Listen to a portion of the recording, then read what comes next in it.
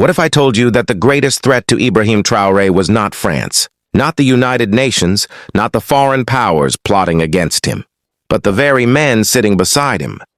In the same uniform, inside his own army, Burkina Faso's young revolutionary leader rose as a symbol of hope, courage, and resistance.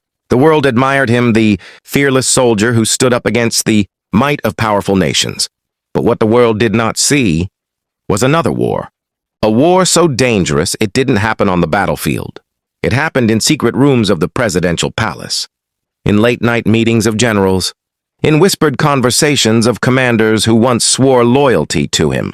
This was not a war of bullets and bombs. It was a war of betrayal, of corruption, of greed. Some of the very officers who stood behind Traoré in public were taking money from foreign powers in private. Some commanders, instead of defending the people, were selling information to enemies. Others placed personal ambition above the survival of the nation. And in the middle of all this chaos stood one man, Ibrahim Traoré, young, determined, fearless, but also surrounded by shadows of betrayal so deep he could no longer tell who was truly by his side, and who was waiting for the right moment to stab him in the back. This is not just history. This is a warning, because when the enemy is no longer across the border, but standing right next to you, the war becomes more dangerous than ever. This is the untold story of Traoré's secret battle not against colonial powers, but against the hidden traitors inside his own army. Stay with me, because what you are about to hear will shock you, inspire you, and force you to ask, what does true loyalty mean in the fight for freedom? When Ibrahim Traoré first took power, the streets of Ouagadougou were filled with cheers. People believed a new era had begun, an era where justice, dignity, and freedom would finally replace decades of exploitation. But inside the walls of the military headquarters, the reality was different. Not everyone was celebrating. Some officers smiled in front of Traoré but whispered in dark corners behind his back. They had grown rich during the old system. They were used to foreign aid money disappearing into their own pockets. They were used to living in luxury while ordinary soldiers and citizens struggled to survive. For them, Traoré's revolution was not hope, it was a threat. Imagine the tension. A young captain, barely in his mid-30s, surrounded by older generals with silver hair and decades of influence. These men had built networks of power, money, and control. And now this fearless soldier had stood up and said, "No more corruption, no more betrayal. Burkina Faso will rise again." But betrayal does not announce itself loudly. It hides, it watches, it waits. In meetings, Traoré could feel the silence of some officers, their eyes avoiding his. He knew the biggest challenge was not just fighting terrorists at the borders, but cleaning the rot inside the very army that was supposed to defend the nation. This was the beginning of his secret war. A war against shadows. A war against those who wore the same uniform, but had already sold their loyalty to greed and foreign powers. Burkina Faso's story is not just about its borders, it's about the invisible strings being pulled from thousands of miles away. For decades, powerful nations saw Africa not as a continent of proud people, but as a treasure chest filled with gold, uranium, cotton, and land. And for every leader who tried to resist, there was always a friendly hand ready to shake his, while hiding a knife behind its back. Ibrahim Traoré knew this history well. He had studied the life of Thomas Sankara the revolutionary, who dreamed of an Africa free from foreign chains, but who was assassinated by betrayal and foreign-backed plots. And now, as Traoré walked the same corridors of power, he could feel the same shadows watching him. Foreign embassies were not just places of diplomacy. They were hubs of influence. Behind closed doors, deals were whispered. Some local elites were invited to dinners, to conferences abroad, to training programs that looked harmless.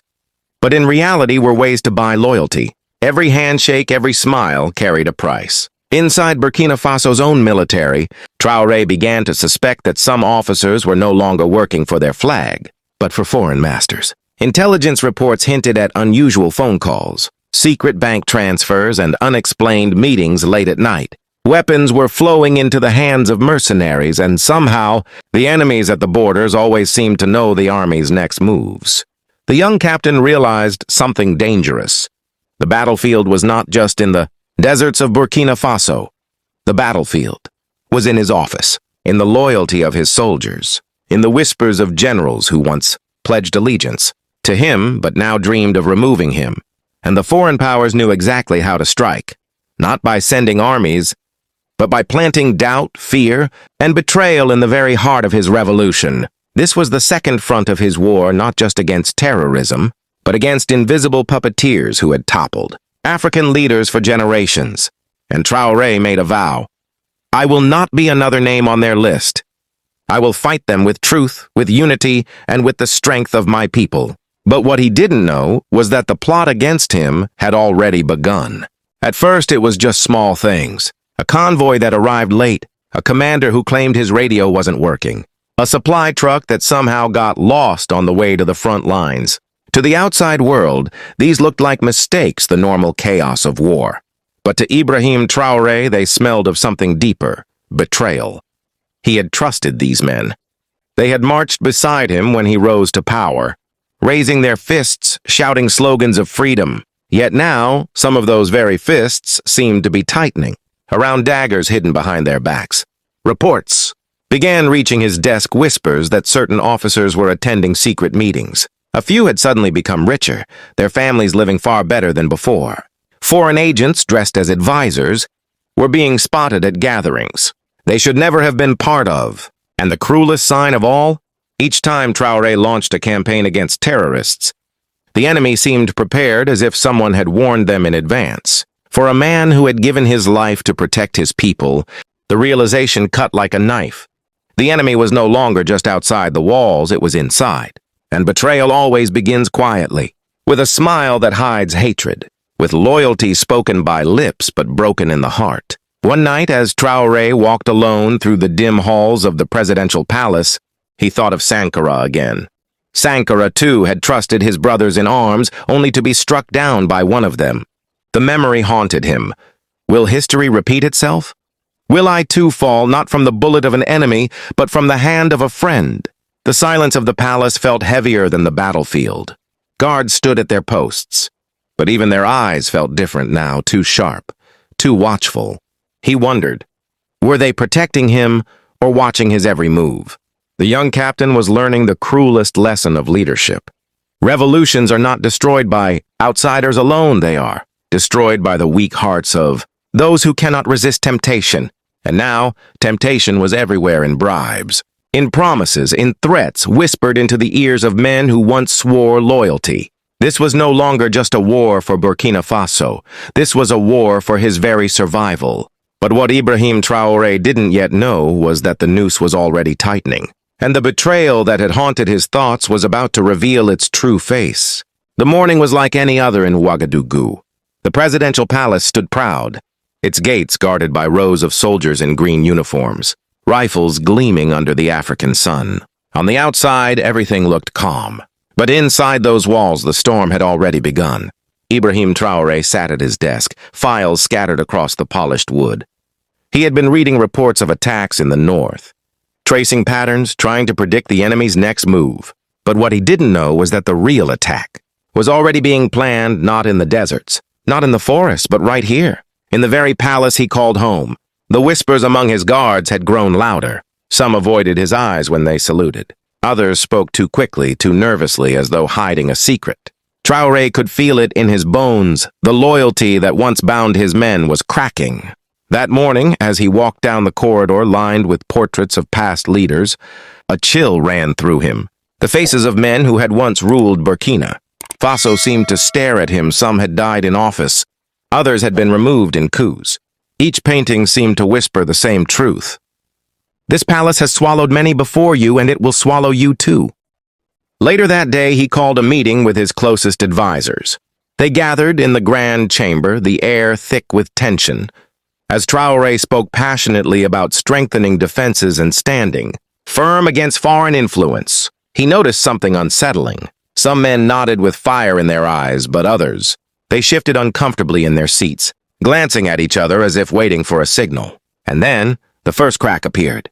A trusted officer, one who had once marched beside him in the revolution, stood and questioned him openly. "Captain," he said, his voice steady but sharp, "perhaps it is time to consider stepping aside. The country bleeds. Maybe another leader could bring peace where you cannot." The room froze. The air itself seemed to stop moving. For a moment, Traore thought he had misheard. But the look in the officer's eyes left no doubt this was no suggestion.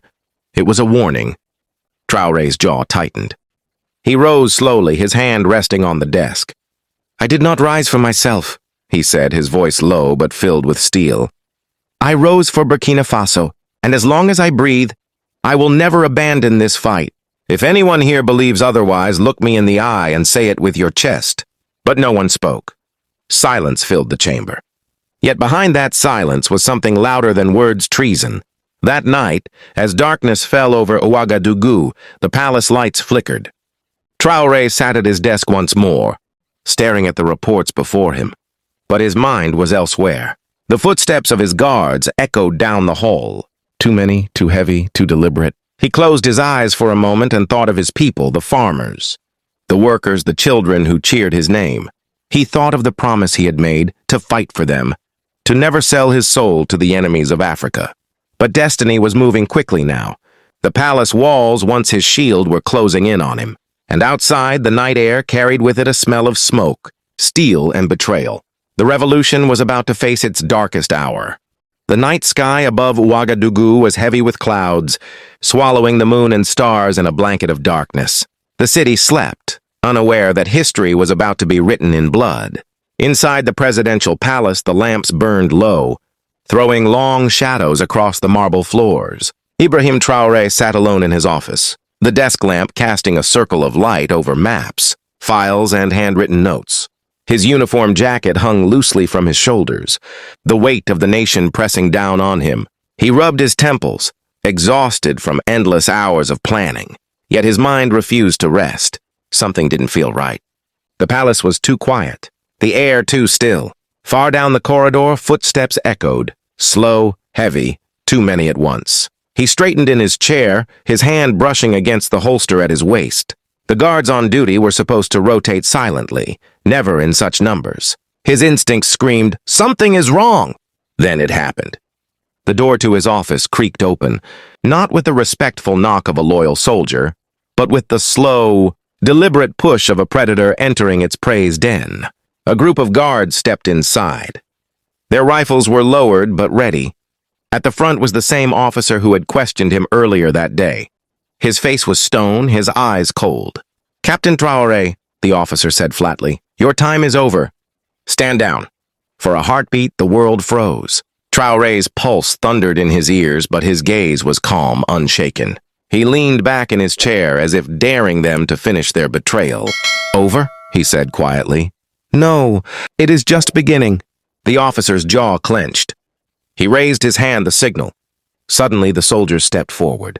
Rifles pointed directly at the man they had once called their leader.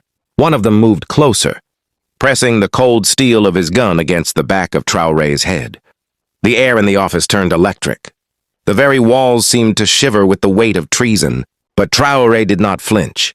He stared into the eyes of the officer, his voice steady. "You can kill me here at this desk in the palace I swore to defend. But remember this, you cannot kill what I stand for. You cannot kill the fire burning in the hearts of my people.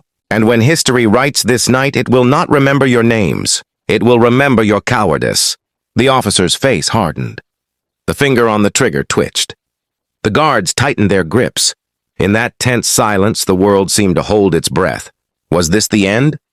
Would the story of Ibrahim Traoré, the soldier who became a symbol of defiance against the West End here, in a pool of blood beneath the flickering palace lights? The answer was only seconds away. The palace clock struck midnight. Its chime echoed through the empty corridors like a grim countdown. Inside the office, the tension had reached a breaking point. The barrel of the rifle pressed harder against the back of Ibrahim Traoré's head. The metallic click of a safety being released filling the silence. For the soldiers, this was supposed to be routine, a swift removal of power, nothing more. But for the man in the chair, this was destiny staring him in the eye. Traoré closed his eyes for a moment, and in that heartbeat, his mind raced back through his journey. The dusty village roads of his childhood, the faces of his comrades who fell in battle, the cheers of his people when he rose to power. All of it, every struggle, every sacrifice had led to this exact moment. "Do it!" the officer barked, his voice cracking under the weight of betrayal. And then the sound of thunder. A deafening crack split the air as the trigger was pulled. The office exploded in chaos. Papers flew, the desk rattled, and the once quiet room was drowned in a storm of gunfire. Ibrahim Traoré slumped forward, his blood staining the polished wood of his desk. The soldiers froze, stunned by the sight of their leader collapsing so suddenly, so violently. But the shots did not end there. One after another rifles blazed, their echoes tearing through the palace halls. Guards outside rushed in, confused, shouting, some dropping their weapons in disbelief, while others joined in the storm. The marble walls were painted with the madness of betrayal. 200 bodyguards, and yet not one lifted a hand to protect him. Some were paralyzed by fear, others complicit in the conspiracy. The great protector of his people, the voice of resistance against foreign control, was silenced by the very men sworn to defend him. And in that instant, the world changed. Traoré's lifeless body lay slumped over his desk, the flickering light casting shadows across his uniform. His cap rolled onto the floor, coming to rest at the feet of the officer who had given the order. For a moment, silence returned, heavy, suffocating silence. But outside the palace, life carried on as usual. The people of Burkina Faso slept peacefully, unaware that their leader, their symbol of defiance, their hope for freedom had been struck down in cold blood. The assassins exchanged glances, some with satisfaction, some with guilt, and others with the hollow look of men who knew they had just killed not only a leader, but a revolution. And so, within the walls of his own palace, in front of the men who should have been his shield, Ibrahim Traoré's story came to a bloody end. But his death was only the beginning of something far greater. When the gunfire stopped, the palace fell into an eerie silence. The smoke of betrayal lingered in the air, heavy with the smell of gunpowder and blood. Soldiers stood frozen, staring at the lifeless body of Ibrahim Traoré, as if struggling to believe what they had just done. Outside, the city of Ouagadougou slept peacefully under the African night sky. Mothers tucked in their children, unaware that their leader was gone. Farmers rested after a long day's work, not knowing that the very man who fought for their land and dignity had been silenced forever. By dawn, the whispers had spread like wildfire. The news of Traoré's assassination shook the streets, markets, and villages. Some refused to believe it. Others wept openly, their cries echoing through the narrow alleyways. Men and women who had once cheered his speeches now knelt in the dirt, mourning a leader they thought would never fall. But with grief came anger.